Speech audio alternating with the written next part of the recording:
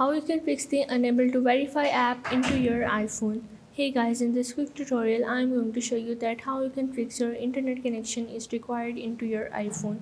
So the steps are really easy and simple. So now let's get started.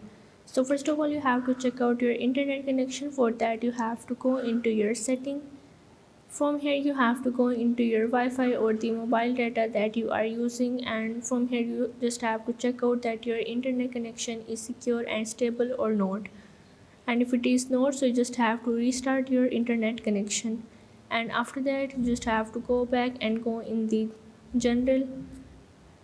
Now from here you have to scroll down, and here is the option of the VPN and the device management. You have to click on it. Now from here you have to make sure that if there is VPN is connected or not. So once you check it, you just have to go back, and from here you have to go in the transfer or reset the iPhone. From here you just have to reset it. And after that you have to again go back and you have to go in the software update and click on the automatic updates.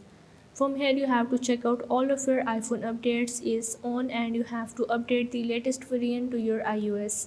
And after that you are able to fix the unable to verify app into your iPhone. So if this video helped you out, make sure to like and subscribe the channel, and see you in the next video.